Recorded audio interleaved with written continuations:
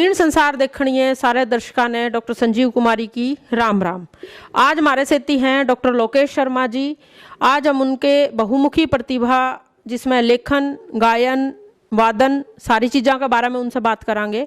Doctor Lokesh जी, आज आपका ग्रामीण संसार में बहुत बहुत स्वागत है। आप हमारे दर्शकों ने राम राम करें और आप बतावें कि आपका गांव कौन सा है और आप कहाँ तक हो। सबसे पहले तो मैं ग्रामीण संसार चैनल का धन्यवाद करना चाहूँगा और डॉक्टर संजीव कुमारी जी आपका भी धन्यवाद करना चाहूँगा कि आप हमारे पास आए हैं और आपके दर्शकों को, सभी चाहने वालों को, हरियाणवी संस्कृति के सभी प्रेमियों को हमारी तरफ से बार बार नमस्कार जी, राम राम जी। आप अपना गांव नाम बतावें। मैं एक कविता के माध्यम से कोशिश करूँगा। हिसार जिले में आसी दौरे, हिसार जिले में आसी दौरे, उत्तर कानी धाम मेरा, शशा गांव की सीम लागती डाणी पाल से गांव मेरा, गाने और बजाने के माँ मन दिखता राम मेरा, विनोद शास्त्री गुरु चरण में सत सत से प्रणाम मेरा। वाह जी, ईसा इंट्रोडक्शन तो पहली बार सुना है। ये एक कवि एक अपना इंट्रोडक्शन इस तरह का दे सके है। आपका बहुत बहुत धन्यवाद। जिस तरह की मेरी जानकारी है, आपने 5 MA करी है, इंग्लिश में करी है, हिंदी में है, फिलोसफी में है, साइकोलॉजी में है और एजुकेशन में है। इसके अलावा आपने इंग्लिश से PhD भी करी है। उसके बाद भी आप रागनी गान में आपका इंटरेस्ट है, जो एक आम आदमी की सोच है कि रागनी गाना तो एक अनपढ़ आदमी का काम है। तो इसके बारे में आपके क्या विचार हैं? डॉक्टर संजीव कुमारी जी, आप सही कह रहे हैं। एक आम आदमी की जो धारणा है ना, वो रागनी के बारे में थोड़ी सी नकारात्मक सी है। मतलब ये समझते हैं भाई कुछ लोग भी रागनी जो है वो एक ज़्यादा सभ्य समाज में नहीं होती है। रागनी तो भाई खेता में गितवाड़िया में किते इसी जगह गाई जा है, जब भाई कोई भी आता जाता ना हो, 10-20 आदमी इकट्ठे हो गए रागनी गाली। परंतु ऐसा नहीं है। अगर सही देखा जाए ना, असलियत में जो मेरा मानना है, रागनी का जो उत्पत्ति है ना शब्द की, वो राग से हुई है। और राग जो है वो भगवान का ही नाम है। मतलब भगवान के साथ जो हमारे को जोड़ती है ना, मैं तो उसको रागनी मानता हूँ। और हो सकता है कुछ हमारे गायक ऐसे रहे हैं भाई, उन्होंने भाई ऐसी प्रस्तुतियाँ दी होंगी। मतलब हर गायक कलाकार की अपनी अपनी शैली है, कोई क्या गाता है, कोई क्या गाता है। परंतु मेरे हरियाणा के जो श्रोता हैं वो बहुत अच्छे हैं और एक दिन वो भी आएगा। मैं तो वो कवि महाकवि सूरदास वाली लाइन मुझे आती है कि मेरा मन आनंद कहाँ सुख पावे, जैसे उड़ी जहाज को पंछी फिर जहाज पर आवे। यानी वो जो हरियाणा में कहा है कि भाई हमने बोनट पाना पड़ेगा, हमारी जो असली संस्कृति है ना वो हमने देखनी पड़ेगी। मतलब हमसे कहीं भटकिया हुआ चाहे किसी होटल पर बढ़िया दाल फ्राई खाया हुआ, घर की जो चटनी में मजा हो ना, वो मजा कितने भी नहीं आऊगा। ये आपने बिल्कुल सही कहा। और जो एक संशय था लोगों के दिमाग में कि अनपढ़ता की निशानी है रागनी, वो आपने दर्शकों का और दूसरे लोगों का वो संशय दूर कराया है। इस खातर मैं आपका बहुत बहुत धन्यवाद करूँ। तो आपकी शुरुआत कुकर हुई, रागनी में आपका इंटरेस्ट कुकर हो गया, मतलब बचपन से ही था या बाद में सीखा, या मतलब कुकर आप रागनी गायन में आ गए हो? बंजी रागनी गायन का तो देखो ये सीधी सी एक सामान्य सी बात है कि कोई भी जो आदमी है वो सबसे पहले उसका वातावरण देखा जाता है, उसका जो परिवेश कैसा है, वो पला पड़ा कहाँ पे है। किसी भी बच्चे को हमें जैसे वातावरण में रखेंगे ना वो ढल जाता है। तो मेरा जो जैसे गांव ढाणीपाल में जैसे मैंने बताया, एक ग्रामीण पृष्ठभूमि से मेरा जैसा लगाव रहा है। ढाणीपाल में जन्मा पड़ा तो हमारे गांव में बहुत से भजनी सत्संगी हुए हैं और बचपन से ही हम जैसे उनके संयोग में रहे, उनके साथ रहे, उनके सत्संग में रहे और उनसे सुनते रहते थे भजन रागनी। फिर जैसे रेडियो का एक माध्यम था, आजकल तो थोड़ा सा बदलाव आ गया ज़माने में। पहले रेडियो बहुत सुनते थे तो रेडियो में भी रागनी आती थी, तो वो रागनी सुनते रहते थे, अच्छी लगती थी। धीरे धीरे लगाव हो गया। फिर जैसे स्कूल में गए तो स्कूल में भी थोड़ा सा गाने लगे। बाल सभाएँ होती थी स्कूलों में हमारे, तो बाल सभाओं में जैसे रागनी गा दी तो धीरे धीरे वो अपना चलता रहा इस तरह। जिस तरह डॉक्टर साहब आपने बताया कि आपने गांव में सत्संग मंडली में आप रहे और आपने कोशिश करी गान बजाने की, या बाल सभा में भी आपने गीत रागनी गाई है, तो गुरु दीक्षा आपने कड़े ते ली। अपने गुरु के बारे में आप थोड़ा सा चर्चा करें। बहन जी, मैंने शुरू में ही बताया था कि गाने और बजाने के माँ मन दिखता राम मेरा, विनोद शास्त्री गुरु चरण में शत शत से प्रणाम मेरा। अपने हास्य के पास ये सोरखी गांव है, वो मेरा गुरुद्वारा है, वहाँ पे मेरे गुरुजी हुए हैं विनोद शास्त्री जी। और एक समय था हरियाणा के जितने भी मतलब मुख्य धारा के कलाकार थे, जितने भी चाहे वो पुरुष गायक हैं या महिला गायक हैं, वो विनोद शास्त्री जी की लिखी हुई रचनाएं गाते थे और उनको बहुत मतलब समाज में जो है लोकप्रियता थी। परंतु मेरा दुर्भाग्य रहा है कि वो 2000 में एक सड़क दुर्घटना में उनकी मृत्यु हो गई थी। तो काफ़ी सीखा उनसे मैंने, जैसे गाना भी सीखा और साथ साथ में जो बजाने का है, जैसे गुरुजी बेंजो बजा लेते थे, हारमोनियम बजा लेते थे, तो उनसे मैंने जो प्रारंभिक शिक्षा है वो गुरुजी से ली है। उन्होंने मेरे को बेंजो बजाना है, हारमोनियम बजाना है, तो थोड़ा बहुत मुझे उनसे ये ज्ञान हुआ है। कुछ लेखन का ज्ञान, जो काव्य कला कहते हैं, भाई कविता कैसे लिखी जाती है, कैसे उसकी यति गति मात्रा छंद कैसे होते हैं, तो वो सारी चीज़ें गुरुजी के आशीर्वाद से सीख पाया हूँ।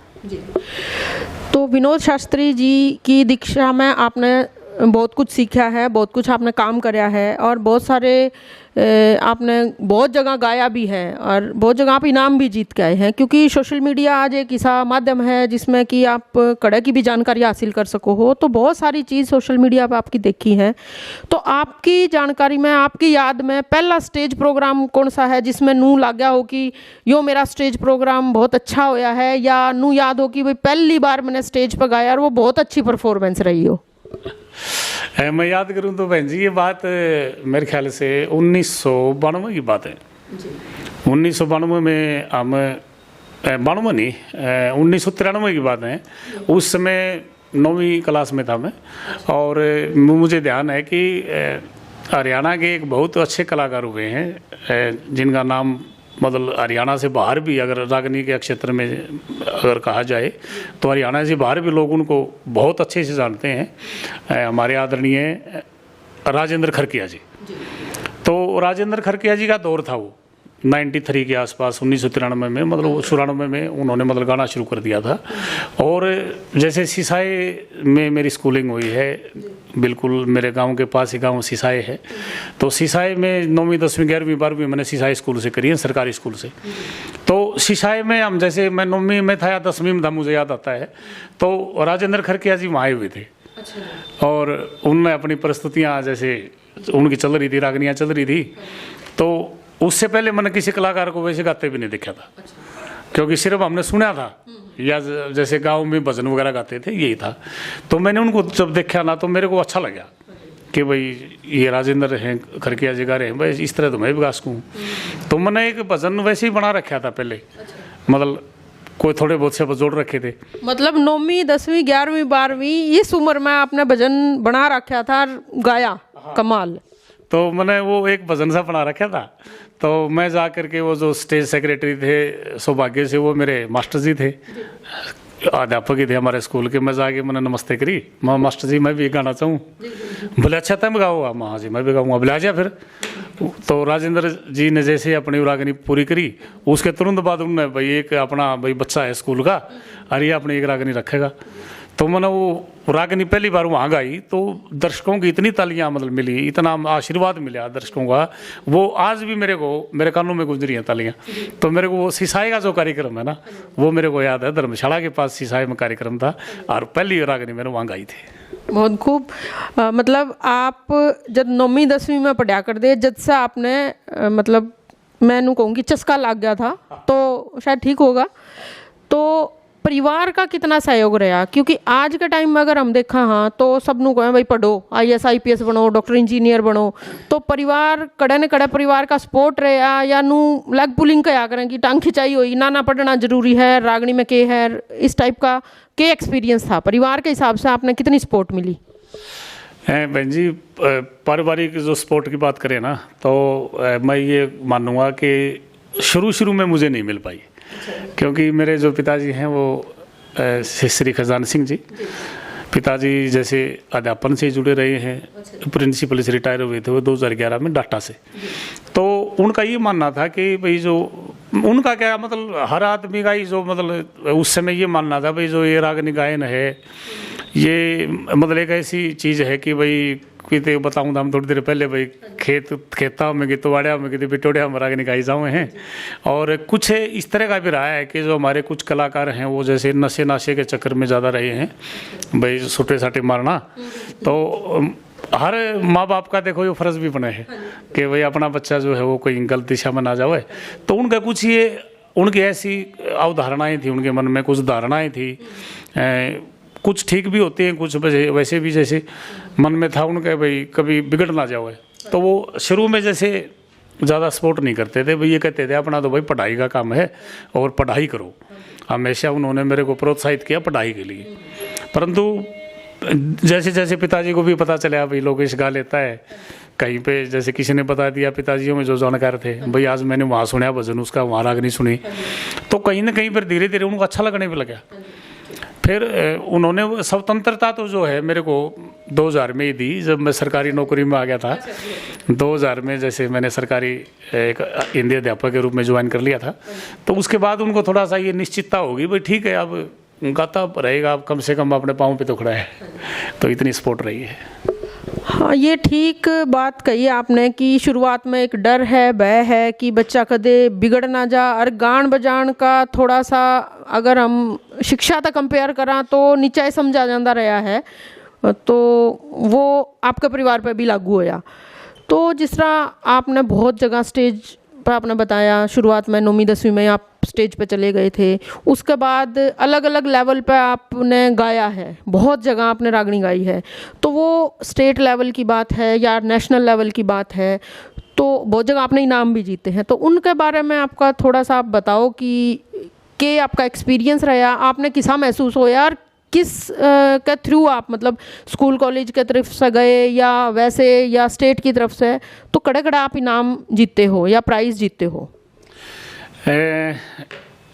जैसे एक तो होता है बहन जी खुला गाना, जैसे भाई जैसे हमारे समाज में गाया जाता है, मेले ठोड़िया में लगा लो, या जो रागनी कंपटीशन होते हैं, या फिर कोई घरेलू कार्यक्रम होते हैं, भाई कोई किसी का कोई छठी है या कोई बुढ़ा बुढ़ी का काज हो रहा है, कोई गुजर गया, तो उसमें इस तरह मतलब खुशी में या कई बार ऐसे कार्यक्रम हरियाणा में चलते रहते हैं। और दूसरी तरफ ये है कि जो हमारे सरकारी कार्यक्रम होते हैं, जैसे हमारा ये लोक बाल कल्याण विभाग है वो भी कार्यक्रम करवाता है, और युवा कल्याण विभाग भी जैसे है भारत सरकार का, वो भी कार्यक्रम करवाता रहता है। तो मैं अध्यापक होने के नाते जैसे मेरा जुड़ाव हरियाणा जो हमारा लोक युवा कल्याण विभाग है उससे जैसे जुड़ाव रहा, तो उसमें पहले ब्लॉक स्तर पे, फिर डिस्ट्रिक्ट लेवल पे, फिर स्टेट लेवल पे, फिर नेशनल लेवल पे लोकगीत प्रतियोगिता का कंपटीशन होता रहा है। लोकगीत जैसे हमारे तो यहाँ तो हम रागनी के नाम से जानते हैं, अगर हमारे स्टेट से बाहर जाएंगे हम हरियाणा से तो वो वहाँ पर लोकगीत कहलाएगा, यानी फोक सॉन्ग कह देते हैं उसको। तो उसमें हम जैसे पार्टिसिपेट करते रहे, और बड़ी अपने आप में कई बार स्वाभिमान भी होता है, गर्व भी महसूस होता है कि हमने 2 बार हरियाणा का प्रतिनिधित्व किया है राष्ट्रीय स्तर पर। हरियाणा में प्रथम स्थान प्राप्त किया, उसमें पूरे के पूरे हमारे जो 22 जिले हरियाणा के वहाँ से टीमें आती थी, तो उसमें प्रथम स्थान प्राप्त किया। और नेशनल लेवल पे राष्ट्रीय स्तर पर 2 बार हम दूसरे स्थान पर रहे हैं। इसके लिए तो बहुत बहुत आप मुबारक के हकदार हो। और इसके अलावा जैसे एक बार उकलाना में एक रागनी कंपटीशन हुआ था, उसमें भी जजेज बिठाए गए थे, सामने हमारे जज थे, तो उसमें हमारे अक्षत्र के जो आपसे नामी ग्रामी कलाकार आए हुए थे, तो उस समय मुझे प्रथम स्थान प्राप्त हुआ था। उसमें एक बार महावीर स्टेडियम में कार्यक्रम हुआ था, हमारे जो ये ग्रामीण विभाग है हमारा, एक ग्रामीण संस्कृति इस तरह करके ग्रामीण खेलकूद विभाग है, तो वो रागनी को भी वो खेलकूद की विधा में ही मानते हैं, क्योंकि भाई हरियाणा के जो लोग हैं अपने मनोरंजन के लिए या तो कबड्डी कुश्ती करते हैं या फिर वो रागनी गायन करते हैं। तो उसमें भी महावीर स्टेडियम में हिसार में मेरे को प्रथम स्थान प्राप्त हुआ था उसमें। तो ये तो रही सरकारी लेवल की बात। और ओपन जिस तरह ओपन कबड्डी कुश्ती के अखाड़े हैं या रागनी कंपटीशन हुए हैं, कई बार रंग काट सुर काट की मतलब कंपटीशन हुए हैं, तो इस तरह के किसी कार्यक्रम में भी आपने भाग लिया, या भाग लिया तो आपका एक ही एक्सपीरियंस रहा? हाँ बिल्कुल बहन जी, इस तरह के कार्यक्रम भी हमने देखे हैं खूब। जैसे पहला कार्यक्रम मैंने बताया आपको, मैंने सिसाई में देखा था, और फिर हमने बाबा लालदास जी हमारे सिसाई के, तो बाबा लाल दास के जो गौशाला है ना, वहाँ पर भी कार्यक्रम होता है, वहाँ पर देखा हमने कलाकारों को गाते हुए। फिर हमारे मन में भी ये आई कि भाई हाँ, कंपटीशन में इतने लोग जाते हैं देखने के लिए, और कंपटीशन तो एक बहुत बड़ा माध्यम है भाई, लोगों से आपका और भी जानकारी बढ़ेगी। तो कंपटीशन का जो लगाव हो गया, आज चस्का जिसने कहते हैं, वहाँ वो चस्का लग गया। फिर कंपटीशनों में जाना शुरू कर दिया। तो 1999 में दिनोद में कंपटीशन हुआ था। दिनोद एक बड़ा मशहूर मेला भरता है बाबा जी का, बाबा धूणीवाले का मेला भरा है। तो उड़े हमने प्रस्तुतियाँ दी, लगातार 2 साल हम वहाँ गए, लोगों का बहुत आशीर्वाद मिला। और इसी तरह फिर एक अपना ये तिगड़ाना गांव है भिवानी में ही, तिगड़ाना गांव, बुवानी खेड़ा, यहाँ भी हमने अपनी प्रस्तुतियाँ दी। और बास में प्रस्तुतियाँ दी, बास में भी कई कार्यक्रम हुए हमारे। और थुराना है अपने गाँव वासी के पास, वहाँ पर भी कई कार्यक्रम हुए हैं।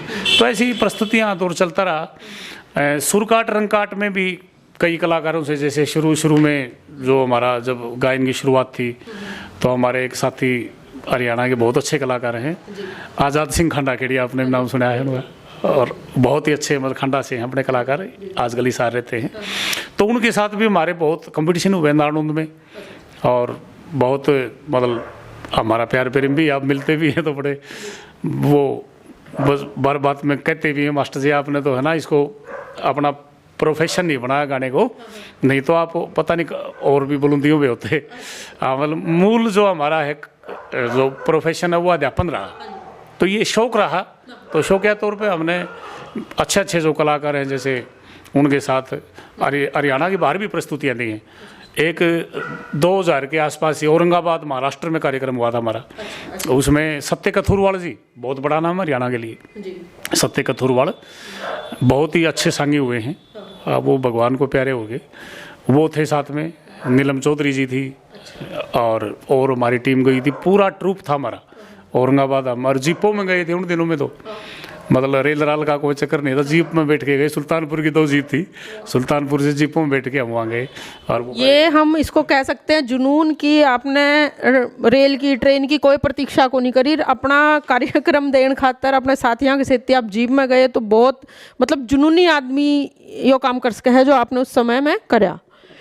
इसके साथ ही मैंने देखा है रंगकाट या सुरकाट में कई बार इतना कंपटीशन हो जाए है कि व्यक्तिगत मतलब कमेंटबाजी पे लोग आ जाए हैं। तो इसके बारे में आपका क्या कहना है कि ये कितना ठीक है, या होना चाहिए या नहीं होना चाहिए, वह तो उसका क्या असर पड़ा है समाज पे, संस्कृति पे? कदे नू तो नहीं कि वो स्टेज ने आगे ले जाने की बजाय कड़े पीछे खींच जाए हैं। बिल्कुल बहन जी, आपने सही फरमाया है।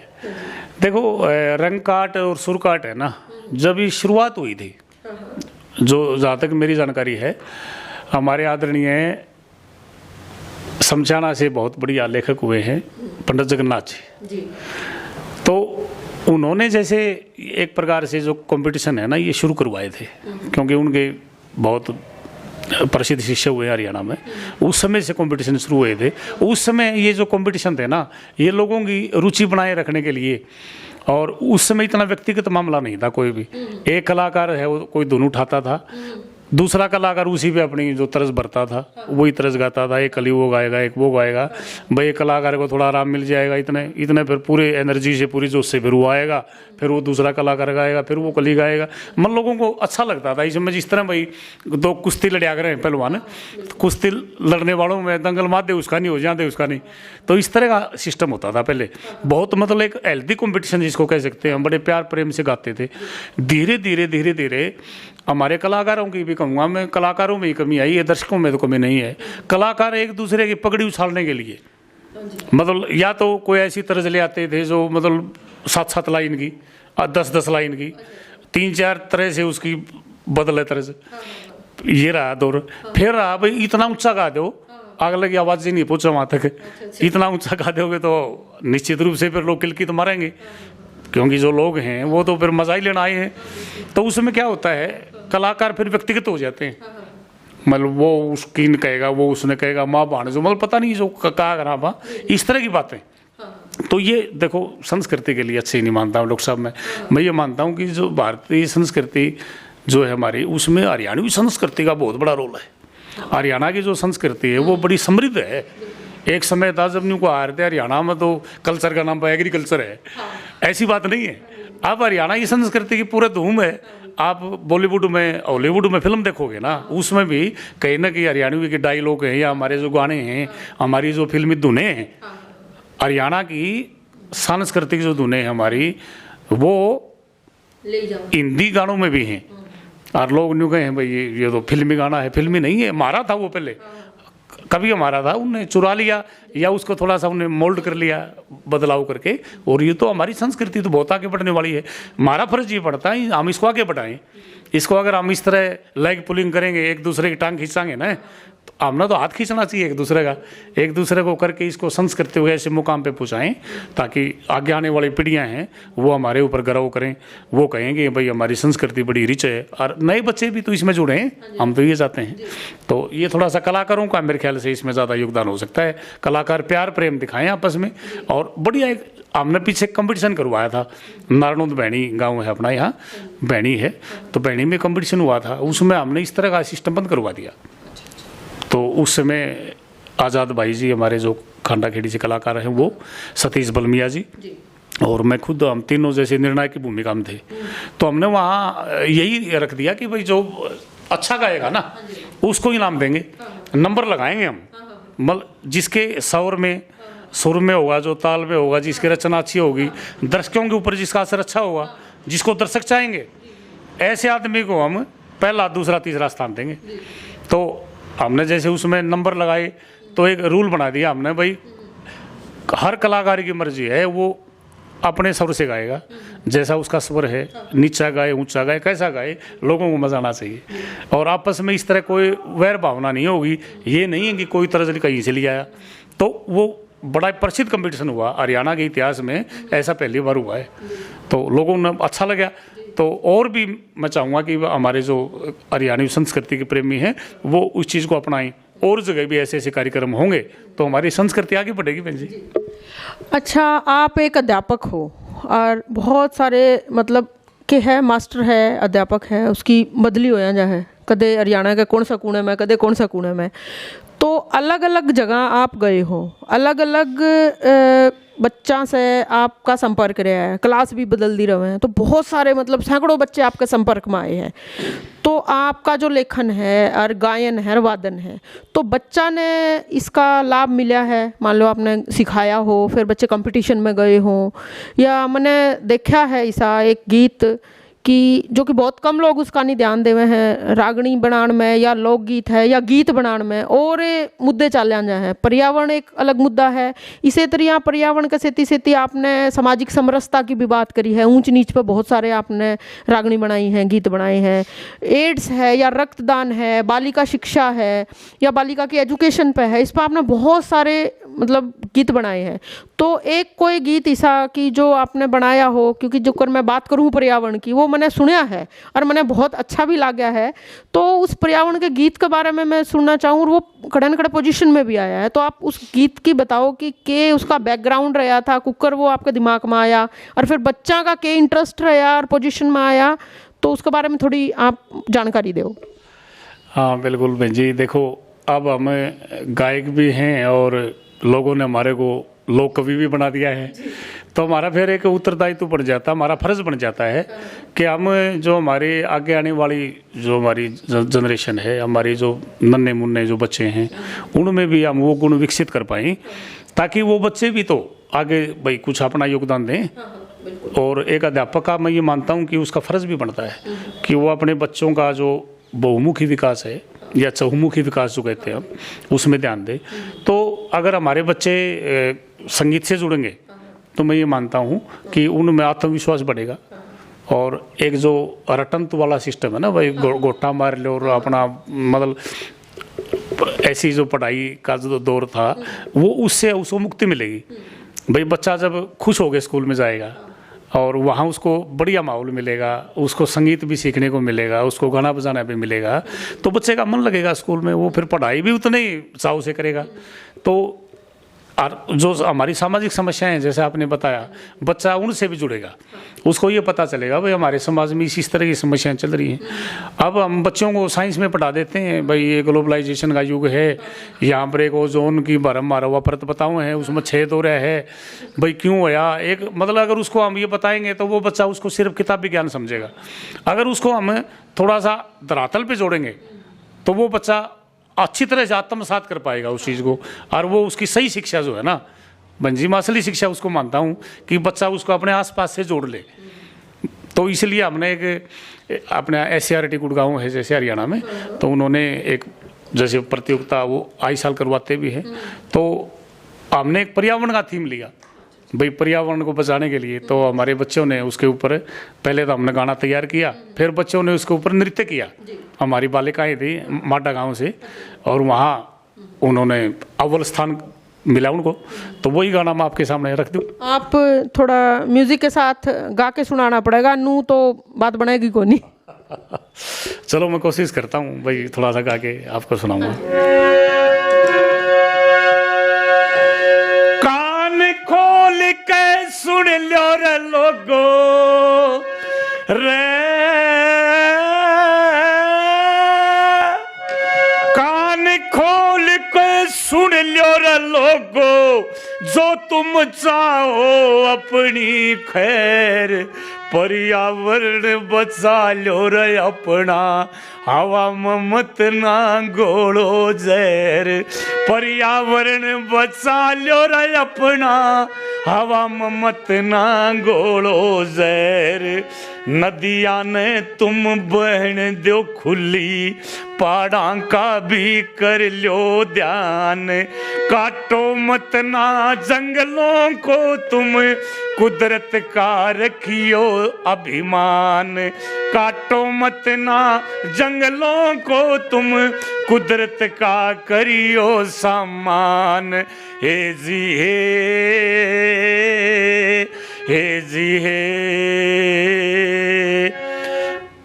प्रदूषण के हाथा ते यो पर्यावरण बचाना से, प्रदूषण के हाथा ते यो पर्यावरण बचाना से, सब लोग ने मिलजुल के रे, सब लोग ने मिलजुल के न्यू, जन जन को समझाना से यो पर्यावरण बचाना से, प्रदूषण के हाथा ते यो पर्यावरण बचाना से।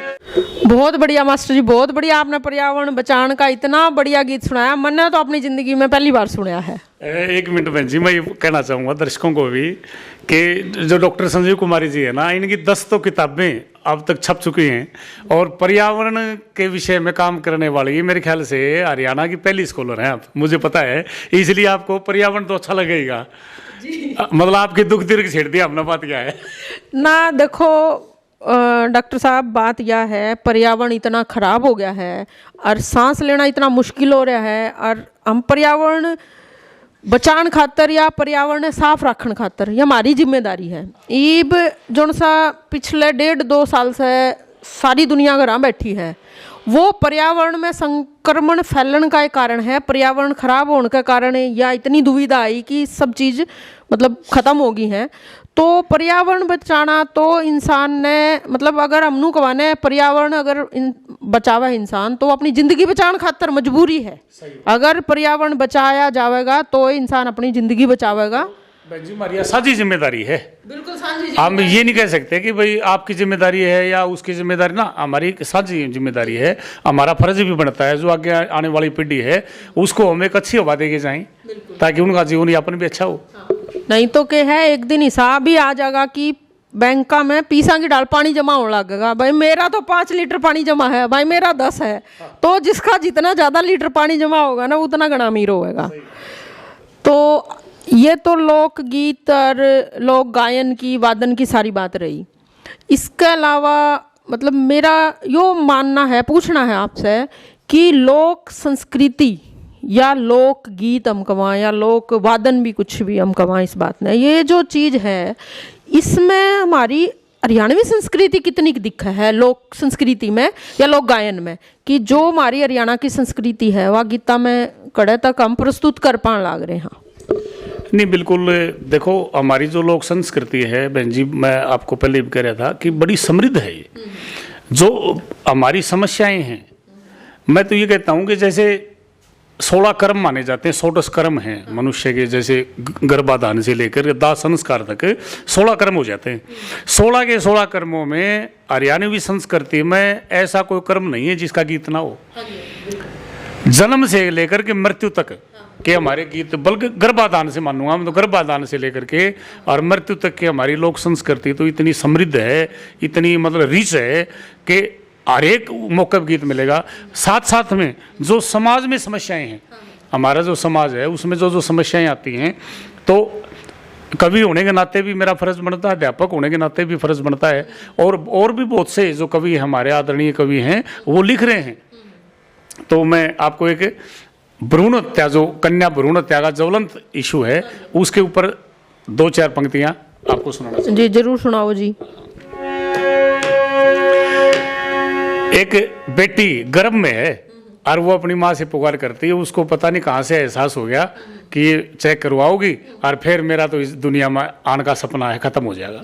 तो वो अपनी माँ को धिकारती भी है और माँ से एक निवेदन भी करती है। वो यूं बोलिए तेरे अंश तैं कली खली से क्यों कतरावे मायरी, और कि मैं मांगू को न्या मांगू शर्फ पढ़ाई। तेरे अंश तैं कली खिली से मत कतरावे मायरी, और कि मैं मांगू को न्या मांगू सिर्फ पढ़ाई, और कि मैं मांगू को न्या मांगू सिर्फ पढ़ाई। तू जननी होके जुल्म कमावे, जननी होके जुल्म कमावे, यो घोर अंधेरा जन्म।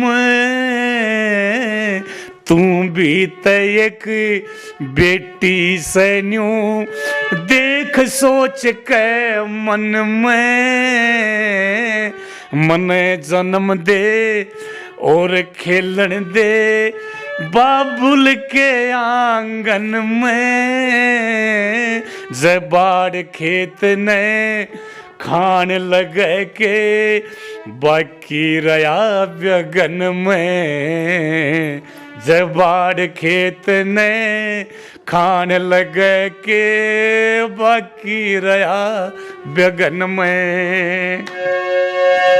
फिरूं चहकती मोबाइलेपन में, फिर चिड़िया किसी उड़ाई री, और कि मैं मांगू को न्या मांगू सिर्फ पढ़ाई री।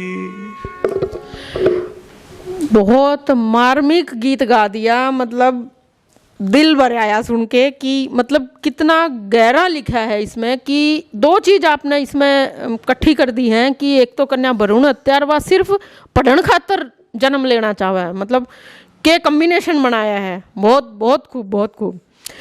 अच्छा, इब हम बात करना चाहा हाँ लेखन की आपकी। तो लेखन में जिस तरह आपने बहुत सारी रागनी लिखी हैं, अलग अलग स्टेज पे गाई है, तो कोई किताब या कुछ और पब्लिकेशन आपका है लेखन में? बहन जी, मैं सबसे पहले तो हमारे जो महान कवि हुए हैं हरियाणा के, पंडित दीपचंद से लेकर के चलते चलते बाजीराम जी, पंडित लक्ष्मीचंद जी, मेहर सिंह जी और मांगेराम जी, और जांडलिया के हमारे मुंशी राम जी हुए हैं, दयाचंद जी हुए हैं, हरिकेश पटवारी जी हुए हैं, पंडित जगदीश चंद्र हुए हैं चिराव वाले, पाथर वाली से नंदलाल जी हुए हैं। ये जितने भी, कुछ के तो नाम हम जानते हैं, कुछ के नाम हम नहीं जानते हैं, मतलब हमारी बुद्धि की कुछ सीमाएं हैं, हमारे को नाम याद नहीं रहते हैं या हम उनके संपर्क में नहीं आ पाए, वो हमारी सीमाएं हैं। तो सभी ज्ञात और अज्ञात जितने भी हमारे पहले के कवि हुए हैं उनके चरणों में मैं नतमस्तक होता हूँ कि उन्होंने इतनी अपनी समृद्ध परंपरा हमारे को सौंप दी और उनकी रागनियाँ सुन सुन के, उनके गीत सुन सुन के हमारा जो कवि हृदय है वो भी पलवित पुष्पित हो गया। मैंने कहूँगा अभी उसमें भी नुगा मैं पड़ोसी ने मारी बुक्कड़ मेरे भी कुकड़, हमने भी ला गया भाई उस वो कवि हमारे जो आदरणीय कवि रागनी लिख रहे हैं, भजन लिख रहे हैं, तो वह हम भी लिखें। तो इस तरह हमने कोशिश करी और धीरे धीरे लिखते रहे। और बहन जी 2015 में हरियाणा साहित्य अकादमी है हमारी पंचकुला में, उसने एक हमारी पुस्तक को प्रकाशित भी किया। उसका शीर्षक था हुक हुकी। कमाल का, मतलब हुकू की एक शब्द सुन के नू लगे कि ये हरियाणा की पावेगी। हाँ बिल्कुल, शीर्षक ऐसा ही होना चाहिए आपकी पुस्तक का कि वो उसमें सारी चीज़ें समाहित हो जाएं। तो हुकू की जो है, जैसे हुकू की का मतलब ये है कि भाई कोई भी कवि है उसके मन में वेदना उठती है। जैसे कवि की लाइन है कि जो करमदन कर चुका, जो चित्कार चुका, आहा से उपजा होगा गान, उमड़ कर आंखों से चुपचाप बही होगी कविता अनजान। कविता तो मन में पैदा होती है और वो कोई न कोई आपने ऐसी मर्म स्पर्शी, कोई हृदय स्पर्शी चीज़ देख ली, उससे आपका जो मर्म है, वो आपका हृदय है, वो आहत होता है, आपकी चेतना के ऊपर वो प्रभाव डालती है। तो वैसी तो आप शब्द लिखोगे, वैसी कविता लिखोगे। तो हुकुकी में कुछ ऐसी कविताएं, जैसे कुछ हमारे महापुरुष हुए हैं उनके बारे में हमने पढ़ा है, तो उनकी रचनाएं लिखी हैं। कुछ हमारी जो लोक संस्कृति की रागनियाँ हैं वो भी लिखी हैं। और फिर अभी हाल ही में 2021 में एक और काव्य संग्रह मेरा प्रकाशित हुआ है जिसका नाम है लोक रसना। लोक रसना, हाँ लोक रसना। इसमें आपने के लिखा है? इसमें लोक रसना है हमारी। ये रसना का मतलब होता है जीवा, जीव। वो कहते हैं ना रसना पे वासा करो, आपने भी सुना होगा। कोई भी कलाकार गाने से पहले कहता है कि रसना पे वासा करो माई शुद्ध शब्द मुख बोल। तो रसना है हमारी ये। तो जो हरियाणवी रसना है उसमें भजन भी हैं, उसमें रागनी भी हैं। तो इसमें मैंने दोनों ही ली हैं। उसमें कुछ भजन हैं, कुछ ब्रह्म ज्ञान के भजन भी हैं, कुछ अन्य भजन भी हैं, और कुछ फिर उसमें हमारे जो पौराणिक इतिहास की या जो किस्से कहानियाँ हैं उनकी जो रागनियाँ हैं वो सारी रागनियाँ उसमें समाहित की हैं। तो अभी 2 पुस्तकें प्रकाशित हुई हैं, तीसरे पे काम चल रहा है। आप निरंतर लिखते रहो और छपवाते रहो और इनाम लेते रहो। हमारी तो यह उम्मीद है, दुआ है, और दर्शकों की तरफ से भी हम यह उम्मीद करें कि निरंतर आप आगे बढ़ते रहो। तो आपके जो बच्चे हैं, आपके बेटा बेटी जो हैं, उनका कितना रुझान है लेखन की तरफ या गायन की तरफ? एक कहावत है भाई, मुझसे एग्जामिन तो बिल खोद देंगे। तो ऐसा रहा है कि जैसे भगवान का आशीर्वाद मानूंगा कि भगवान ने मेहर करी है कि जो हमारी श्रीमती जी हैं वो भी हरियाणवी संस्कृति की शौकीन रही हैं, वो भी रागनियाँ सुनती हैं। और जो रागनियाँ मैं लिखता हूँ तो उनको भी एक बार सुना देता हूँ पहले कि माँ श्रीमती जी रागनी सुनो, अगर आपको अच्छी लगी हो तो ठीक है, स्टेज पर पका दिया। तो उनका भी मैं एक बड़ा जो कहते हैं ना कि वो अर्धांगिनी भी है और मेरे जीवन की सहचरी है। तो वही बात है। तो वो सारी चीज़ें मैं भगवान से बार बार मैं ये धन्यवाद करता हूँ भगवान का कि भगवान ने एक ऐसी जीवन संगिनी दी है मुझे। और फिर बच्चे हैं, बच्चे भी जैसे 2 बेटे हैं, एक बिटिया है। बेटे ने अभी लॉ चल रही है उसकी गुजरात नेशनल यूनिवर्सिटी से। तो बेटा भी जैसे हरियाणा में उसकी भी 3री पोजीशन आई थी, पर हरियाणा कला परिषद में रागनी कंपटीशन हुआ था तो उसमें उसका 3रा स्थान था। छोटा सा था, उसी में उसने गाई थी रागनी। और तबला बजा लेता है वो, और हारमोनियम भी बजा लेता है। छोटे वाला बेटा है वो बजा लेता है, बेटिया वो गिटार बजाती है। और साथ में चलता रहता है। मतलब आर्टिस्टा का परिवार है आपका पूरा। बहुत बहुत अच्छी बात है यह कि एक परिवार में पिता की परंपरा बच्चे सीखे हैं, आगे ले जाने की कोशिश करे हैं। नूई हमारी संस्कृति वर्षों तक आगे बढ़ती आई है, आगे बढ़ाने की जिम्मेदारी भी है और बच्चे उस जिम्मेदारी ने पूरी कर रहे हैं। यह बहुत अच्छी बात है।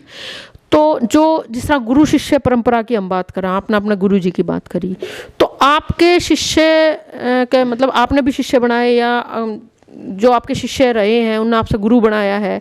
तो आपके शिष्य के बारे में, जो आपके शिष्य बने हैं उनके बारे में थोड़ी सी आप बताओ। देखो, जो का गुरु नाम तो भगवान का है। गुरु जो हमें अंधकार से मुक्त कर दे, अंधकार से दूर कर दे, वो गुरु होता है। तो गुरु तो देखो असली तो वही है हमारा। फिर भी चलो भाई संसार में हमारा भी कुछ फर्ज बनता है भाई, हमारे जो ये ज्ञान की अलख है हम आगे जगाते रहें। कहते हैं ना ज्योत से ज्योत जलाते चलो, ज्ञान की रोशनी फैलाते चलो। तो वही है, उसी परंपरा में कुछ एक शिष्य भी हैं। जैसे सबसे पहले मेरा शिष्य है प्रहलाद, मेरे गांव से ही है, प्रहलाद फागड़ा के नाम से जिनको जानते हैं। प्रहलाद फागड़ा का नाम हरियाणवी संस्कृति में बहुत बड़ा नाम। मैडम बैठ बुला रहा हूँ मैं। हाँ, उनका गाना, वो पहला गाना वही था इनका। और उसके बाद जो मतलब आध्यात्मिक क्षेत्र में प्रहलाद ने जो भजन लिखे हैं ना, जो सूफी गायन, हरियाणा का एकमात्र कलाकार है जो सूफी गायन में, मतलब पंजाब में तो गाते हैं, पाकिस्तान में गाते हैं, परंतु हरियाणा में और सूफी कलाकार कोई है नहीं। अगर सूफी गायन में जिक्र आता है तो प्रहलाद गाता है, वो लिखता है। मेरा विद्यार्थी भी रहा है, वो 9वीं 10वीं मेरे से पढ़ा भी है और अब बहुत बढ़िया लिख रहा है। भगवान उसको और भी ऊर्जा दे, भगवान को अपना आशीर्वाद दे, हम तो यही चाहते हैं। एक भिवानी रोहिला से अनिल रूहल है, तो वो भी बहुत अच्छा गाते हैं। हाँ, आपने सुना है उनको, अनिल रूहल भी बहुत अच्छे कलाकार हैं। एक वहीं से बाल संबंध से थोड़ा आगे है, भिवानी रोहिला से राजकुमार हैं, वो भी बहुत अच्छा गाते हैं। और सात रोड से अनिल हैं, अनिल रिवासा के हैं वैसे तो, वो शायद सात रोड रहते हैं, वो भी गाते हैं। उमरा से हैं पवन शर्मा, अच्छा गाते हैं। तो ये साथी हैं हमारे, शिष्य तो क्या कहें, हमारे संगी साथी हैं। तो जौन सी बात है कि पीढ़ी दर पीढ़ी हमने ट्रांसफ़र करनी है, वो आप भी अपने पार्ट पे पूरा काम करने लग रहे हो। आगे आपके जो शिष्य बने हैं वे भी अपने पार्ट पे अपना पूरा काम करेंगे, इसी उम्मीद है। तो मैं अगर बात करूँ आपके शौक के हैं, जो गायन है, लेखन है, आप टीचर हैं, उसके अलावा वादन भी आप करो हो, तो एक मतलब इतनी बहुमुखी प्रतिभा है, इतने सारे आयाम हैं और बंदा एक है, तो संतुलन कुकर बने हैं।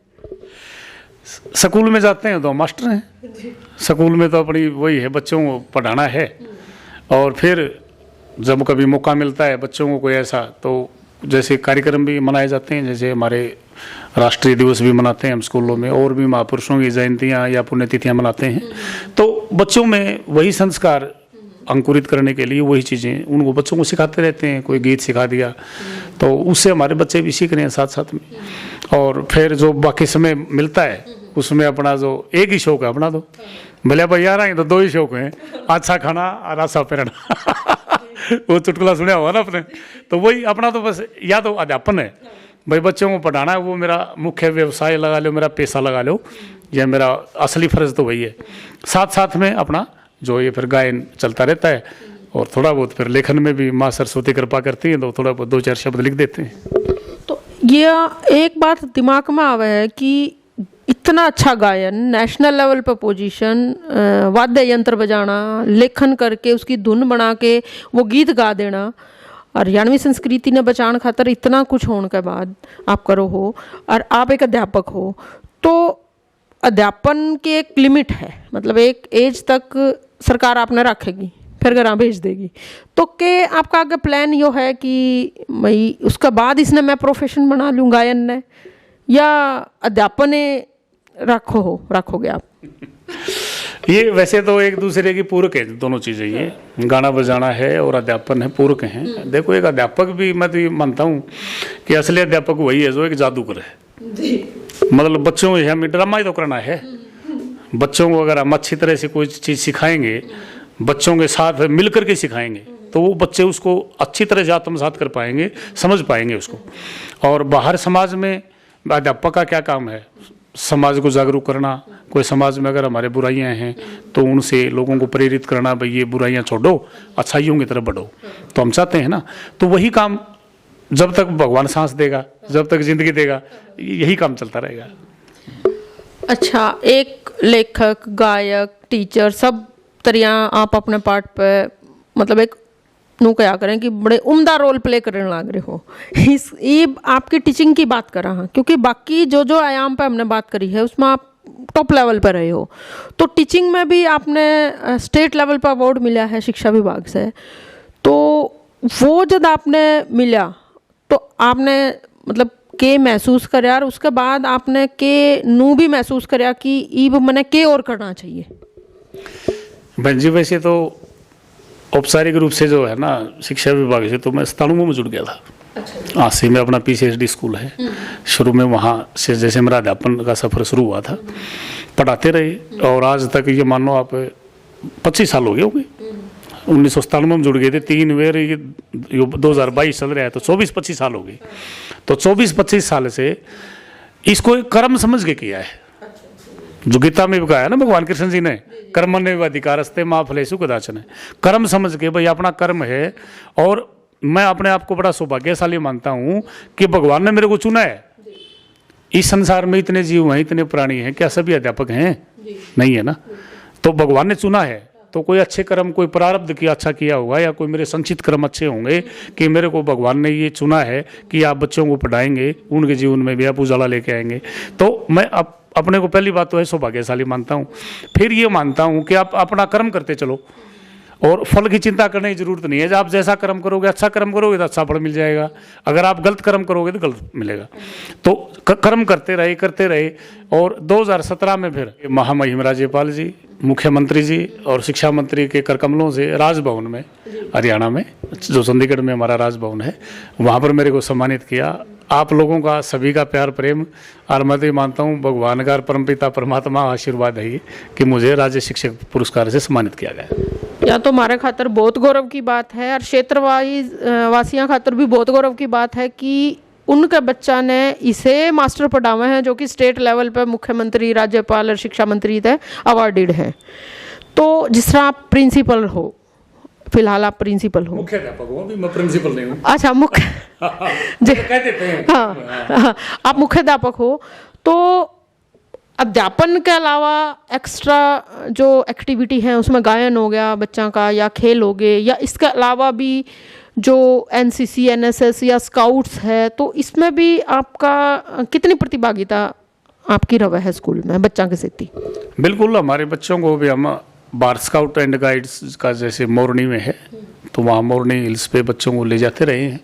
और हमारे बच्चे जो हैं वो विभिन्न जो आपदाएं हैं उनसे बचने खातर, और समाज में भाई अपना किस प्रकार से योगदान दे सकते हैं, ये सारी शिक्षाएं उसमें दी जाती हैं कि एक अच्छे समाज के निर्माण में हम के योगदान दे सका। हाँ, तो उसमें हम बच्चों को ले जाते रहते हैं। तो बालका का चौमुखी विकास करने खातर पूरे तत्पर रहे हो आप। तो एक सामाजिकता की बात अगर हम करें, हाँ, आजकल सोशल मीडिया इतना एक्टिव है, तो सामाजिक चेतना लाने खातर जिस तरह रेडियो और TV एक बहुत बढ़िया माध्यम है, तो रेडियो TV से आपका जुड़ाव कितना रहा है और कद से रहा है, और उस रेडियो TV से जुड़ने के बाद आपने के अपने लेवल पे चेतना जगाने की कोशिश करी है?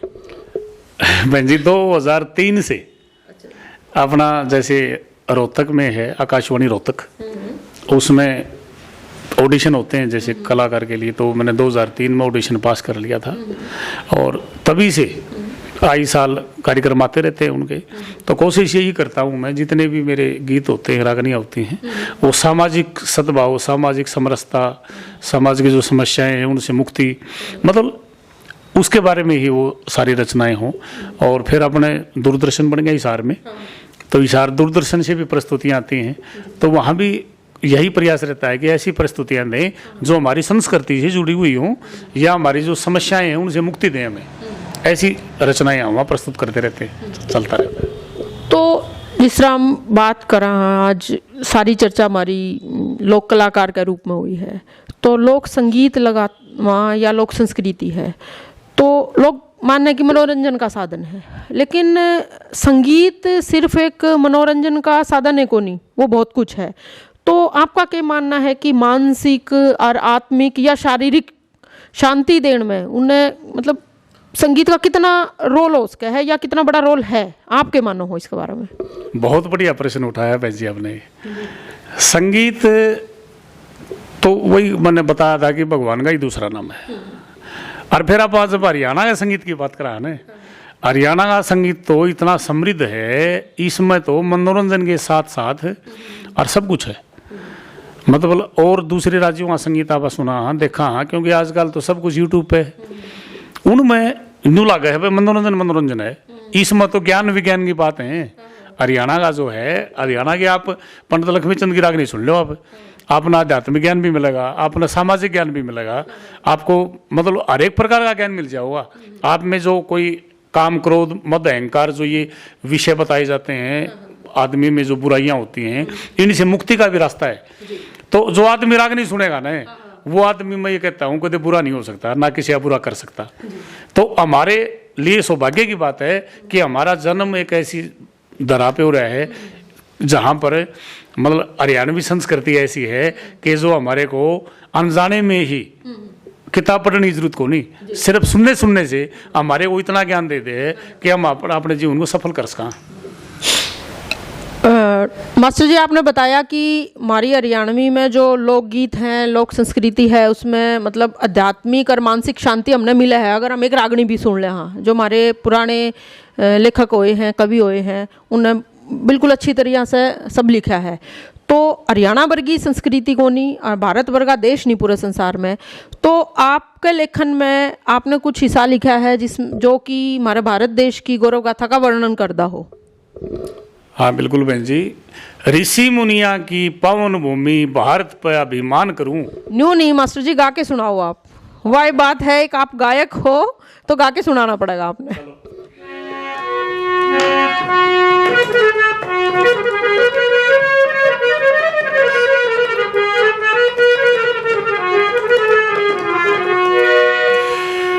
हे जी ऋषि मुनियों की पावन भूमि भारत पर अभिमान करूं, यो जीवन जितनी बार मिले हर बार यही गुजरान करूं। भारत माँ से ऋषि मुनियों की भारत पे अभिमान करूं, यो जीवन जितनी बार मिले हर बार यही गुजरान करूं। जीवन जितनी बार मिले हर बार यही गुजरान करूं।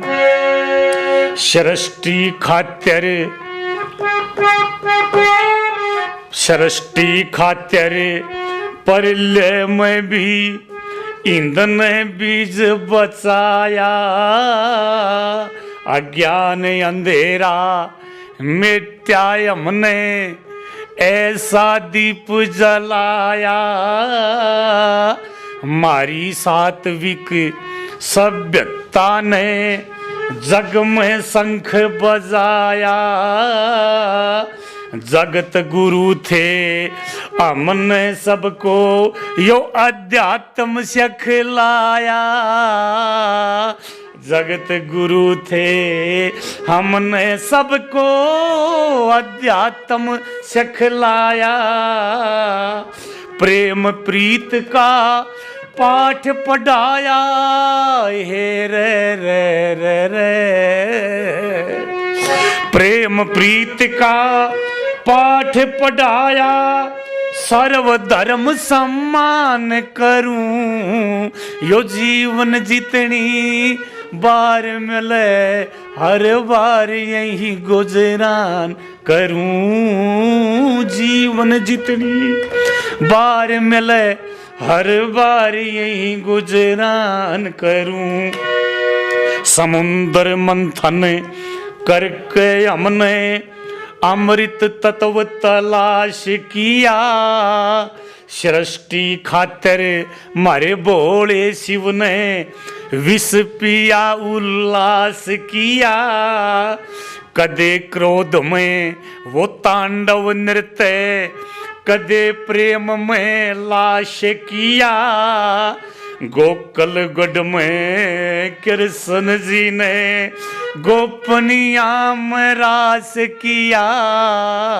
गोकुल गढ़ में कृष्ण जी ने गोपनिया में रास किया। राम ने वन में वास किया, उस मर्यादा का ध्यान करूं। जीवन जितनी बार मिले हर बार यही गुजरान करूं। जीवन जितनी बार मिले हर बार यही गुजरान करूं। वेदा आला मार्ग दारू, वेदा आला मार्ग दारू, एक मंत्र ओम उच्चारण ने मनु स्मृति पुराण पढ़ूं, संसारी शिक्षा धारण ने रामायण महाभारत देखूं, यो जीवन जन्म समारण ने श्री कृष्ण की गीता बाचूं, मैं बेड़ा पार उतारण ने श्री कृष्ण की गीता बाचूं, बेड़ा पार उतारण ने इस कुटिल अहम को मारण ने हे रे रे रे रे कुटिल अहम को मारण ने मैं उपनिषद का ज्ञान करूं।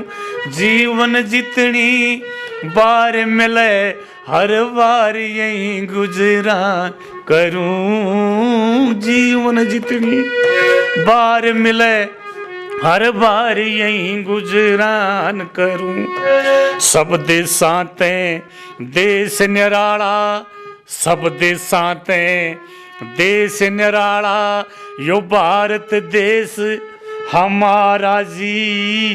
गंगा जमुना सरस्वती आड़ बहे पवित्र दारा जी। बारी बारी ये छह रुत आवे, मौसम न्यारा न्यारा जी। तरह तरह के अन्न फल निपजे, यो कुदरत का गलियारा जी। तरह तरह के अन्न फल उपजे, कुदरत का गलियारा जी। लोकेश शर्मा हिंद प्यारा जी, हे रे रे रे रे। लोकेश शर्मा हिंद प्यारा जी, मैं गौरव का गुणगान करूं। यो जीवन जितनी बार मिले हर बार यही गुजरान करूं। जीवन जितनी बार मिले हर बार यही गुजरान करूं। बहुत बढ़िया मास्टर जी, आपने तो गागर में सागर भर दिया। सारे वेद शास्त्र गीता रामायण सब कुछ आपने एक एक गीत में बता दिया। या एक कवि की, एक लेखक की कलम है जो अपनी बात ने थोड़े से शब्दा में कितनी ज़्यादा बात कह पावे। हम साधुवाद देवा इस खातर आपकी बहुत बहुत धन्यवाद दी भी। हाँ, यो जिस तरह सभ्यता संस्कृति की बात चल रही है, गीता में भी आपने अपने लोकगीता में जो रागनी बनाई उनमें लिखा है, तो मारी संस्कृति मारा स्वाभिमान जो संगठन है वो आजकल काफ़ी चर्चा में है। तो आपका उसके बारे में क्या विचार है, क्या कहना है? बहुत बढ़िया बात है जी। मारी संस्कृति मारा स्वाभिमान संगठन ने हरियाणवी संस्कृति बचाने के लिए बहुत बड़ा काम किया है। जो अश्लीलता रही थी स्टेजेस पे, गौशालाओं में भी जो नंगे नाच हो रहे थे, उनकी रोकथाम के लिए इस संगठन ने मतलब ये कहेंगे कि एक भागीरथी काम कराया है। जैसे भागीरथ गंगा जी लेके आए थे ना, ऐसा काम कराया है। हमारे बहुत अच्छे कलाकार भाई विकास पासुरिया इस संगठन के सलाहकार रहे। उन्होंने 3-4 साल बहुत बढ़िया काम कराया, जी लगा के काम कराया। उसके बाद हमारे आदरणीय हनुमान कौशिक जी प्रधान बन गए, वो भी बहुत बढ़िया काम कर रहे हैं। परंतु कुछ कम्युनिकेशन गैप कहेंगे या कुछ विचारों में मतभेद कहेंगे, उसके कारण थोड़ा सा विचारधारा में फर्क आ रहा है। और मैं तो हाथ जोड़ के सभी भाइयों से न्यू कहूँ कि हमारी संस्कृति न हमारा स्वाभिमान रहने दो, हमारी संस्कृति हमारा अभिमान ना बनाओ। प्यार प्रेम से अगर कोई आपस में वाद विवाद है, अगर किसी बारे में मतभेद है, तो उसको बैठ के सुलझावा। ये नहीं है कि हम फेसबुक पर आकर के दो आदमी उसके बारे में बुरा कहें, दो उसके बारे में बुरा कहें। इससे बहन जी हमारी संस्कृति है ना, वो पीछे जा रही है। संस्कृति के लिए बहुत बड़ा नुकसान हो लग रहा है। तो मेरी यही प्रार्थना है आपके माध्यम से भी और ग्रामीण संसार चैनल के माध्यम से भी मैं यही प्रार्थना करना चाहूँगा कि जो हमारी संस्कृति है इसके बचाने के लिए हम बहुत बड़ा काम यही कर सकते हैं कि जो अब ये डिस्प्यूट हो रहा है आपस में, इसको हम सारे बैठ के सुलझाएं, बैठ करके प्यार प्रेम से। अगर किसी के मन में विचार है, देखो हर आदमी के स्वतंत्र विचार होते हैं, व्यक्तिगत विभिन्नताएं होती है, हर आदमी में किसी की कुछ सोच है, किसी की कुछ सोच है, तो एक जैसे हो नहीं सकते। भगवान ने भी सबके बायोमेट्रिक और सबकी पुतली अलग अलग बनाई हैं, सबके दिमाग अलग अलग बनाए हैं, तो हर एक आदमी का योगदान है। ये नहीं कह सकते कि उस आदमी का योगदान कम है, उसका ज़्यादा है, नहीं कह सकते हम। सब ने बहुत बढ़िया काम किया है। ये कोई गैप है, इस गैप को कुछ समाज के जो हमारे प्रबुद्ध लोग हैं, जो हमारे जिम्मेदार कोई मोजीज आदमी हैं, उनका भी फर्ज बनता है कि बैठ करके इसको सुलझाएं और भारत की जो संस्कृति है, हरियाणा की जो संस्कृति है, इसको आगे ले जाने में इस संगठन अपना योगदान दे। इतना ही कहना चाहूँगा बहन जी। तो ग्रामीण संसार देखणिए दर्शकों से भी आए उम्मीद करा हाँ कि अगर कोई भी बात मिसकम्युनिकेशन हो जाए है या कम्युनिकेशन गैप हो जाए है, तो आपस में बैठ के उस पर चर्चा करके उसने मुद्दे ने सुलझा लेना चाहिए। तो आज जिस तरह हम बात कर रहे हैं डॉक्टर लोकेश शर्मा थे, उनकी बहुत से आयाम हमने देखे हैं। तो मास्टर जी, हम आपसे मतलब पूछना चाहूँ कि आज की जो युवा पीढ़ी है वह किस दिशा में जान लग रही है। मतलब सोशल मीडिया है, सारी टेक्नोलॉजी उनका हाथ में है, वो अपनी मर्जी का मालिक आज युवा बन गया है, सब कुछ उसका हाथ में है, कुछ भी वो कर सके है, कुछ भी वो देख सके है। तो हम अगर भारत की संस्कृति की भी बात करें या हरियाणवी संस्कृति की भी बात करें, तो उस दिशा में काम करने खातर आपका युवा वर्ग ने क्या संदेश है? बिल्कुल वाजिब प्रश्न उठाया बहन जी आपने। जो विज्ञान है ना, हम एक वो निबंध भी लिखते आए थे सारे ज्ञान एक वरदान या अभिशाप, तो वो हमारे ऊपर डिपेंड करता है। हमारे हाथ में विज्ञान ने गैजेट दे दिया, ये फ़ोन है, ये गैजेट है, इसको हम किस तरह से प्रयोग करेंगे। अगर इसको हम अच्छी तरह से, अगर विवेकशील होकर के हम इसका प्रयोग करेंगे, समझ के प्रयोग करेंगे, तो पूरी दुनिया मुट्ठी में है। हम कोई भी ज्ञान जो है हमारे ज्ञान में वृद्धि कर सकते हैं इसके द्वारा। कोई प्रश्न है हमारा, गूगल बाबा से पूछेंगे तो बताएंगे वो हमारे को, और इसका दुरुपयोग भी होने लग रहा है। तो सबसे बड़ी समस्या क्या है, जो हमारी नई पीढ़ी है ना, नई पीढ़ी आजकल फ़ोन पे ज़्यादा समय देने लगी है। जो मतलब पढ़ाई की जो चीज़ें हैं वो उनकी कहीं ना कहीं पीछे छूटती जा रही हैं। तो एक समझ भरा प्रयोग करना है हमने। मतलब ये नहीं है कि भाई बिल्कुल भी ना करो। हाँ, देखो जो विज्ञान ने हमारे को गैजेट दिया है, चीज़ दी है, उसको सकारात्मक प्रयोग हो उसका, ताकि हमारा उसमें फायदा हो।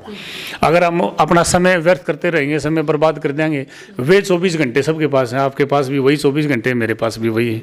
अगर मैं 10 घंटे फ़ोन में ख़राब करूँगा तो मेरे 10 घंटे ख़त्म हो गए। और अगर मैं पढ़ाई में लगाऊंगा या और किसी रचनात्मक में या अपने खेल कूद में लगाऊंगा, तो उससे हमारा स्वास्थ्य भी ठीक रहेगा। और ये कहते हैं ना कि अगर हमारा स्वास्थ्य ठीक है तो हमारा मानसिक जो स्वास्थ्य है वो भी बना रहेगा। सबसे बड़ी दिक्कत ये आ रही है आज की युवा पीढ़ी में कि हमारा जो मानसिक तनाव है ना, वो ज़्यादा, मतलब हर आदमी टेंशन में है, और उस टेंशन को संगीत दूर कर सकता है। संगीत से जुड़े जो नई हमारी जो पौध है, नई जनरेशन है, वो संगीत से जुड़े और पढ़ाई करे। अपनी मुख्य जो उद्देश्य है, अपनी मंजिल लेके चले कि भाई मेरे को ये काम करना है, जो अपेक्षाएं हैं समाज की उनके ऊपर खरा उतरे। और संगीत से जुड़ेगा तो उसका जो मानसिक तनाव है वो भी खत्म हो जाएगा। मैं तो यही कहना चाहता हूँ कि नई पीढ़ी है, ये जो नए नए गैजेट सारे हैं हमारे हाथ में, उनका अंधाधुंध अनुसरण ना करे किसी के बहकावे में ना आए, किसी पाश्चात्य देश को देख करके या किसी की चीज़ें, हो सकता है उस देश में वो चीज़ ठीक हो और हमारे देश में वो चीज़ें ठीक नहीं है, तो हमें हमारी संस्कृति भी बचानी है और हमें आगे भी बढ़ना है। विकास तो देखो सही मायने में जब ही होगा जब हम विज्ञान को भी साथ में लेके चलेंगे और साथ में जो हमारी मूल जड़ है, हमारी संस्कृति जो पूरी दुनिया में डंका बजा करता, वो डंका हमने फिर बजाना है, फिर से हमने भारत को विश्व गुरु बनाना है। यही संदेश है कि हमारे नवयुवा जो है, नवयुवक हैं, वो इस बात का ध्यान करें कि हम कोई भी ऐसा काम ना करें जिससे हमारी संस्कृति को कोई चोट लगे। डॉक्टर लोकेश शर्मा जी, आपने इतना समय हमें दिया और आपकी जो प्रतिभा थी, बहुमुखी प्रतिभा है, हम उससे रूबरू हुए, हमारे दर्शक उससे रूबरू हुए, तो आपका बहुत बहुत धन्यवाद ग्रामीण संसार चैनल की तरफ से और सभी दर्शकों की तरफ से। बिल्कुल डॉक्टर संजीव कुमारी जी, आपका भी बहुत बहुत धन्यवाद। और ग्रामीण संसार जो चैनल है, इसके जो श्रोता हैं, दर्शक हैं, उन सभी का भी मैं अभिनंदन करता हूं और बार बार नमस्कार, राम राम जी। राम राम जी।